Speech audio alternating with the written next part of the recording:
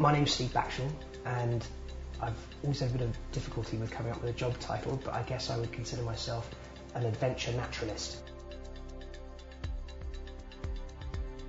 I think for a lot of people, things like the Marathon Des Sables are a great life-changing experience, and it's generally because they've gone through such utter hell, through the kind of pain that they just never thought they would be able to endure, and they come out at the end of it as a totally different person.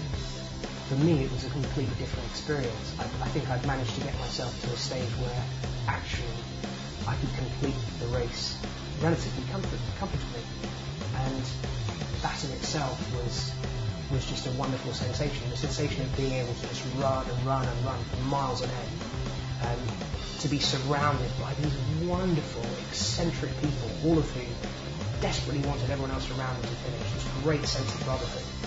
And the desert itself is one of my favourite environments. There is nothing that can beat a desert night, just kind of going out and seeing all those stars that are so clear it just feels like you can reach out and touch them. The desert air has a kind of silence about it at night that almost seems to roar in your ears. It's loud, it's so quiet, you know.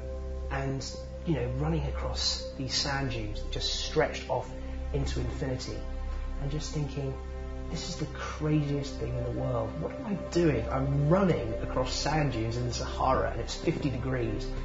But at the same time, it just all seemed to make perfect sense for that particular time in my life. And it ended up being one of the things that I look back on with most pleasure, actually.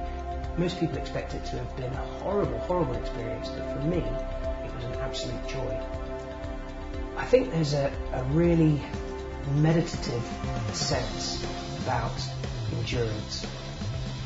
To be able to go for a marathon, 3.5, 4 hours, you need a certain level of mentality and a certain level of fitness.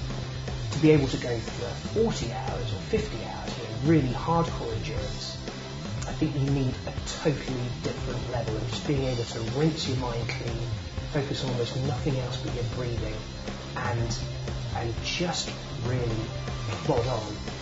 And although it doesn't sound like fun, it can be almost a spiritual experience. It can be immensely enlightening. You can find out a lot about yourself doing things where you just plod for hours and hours and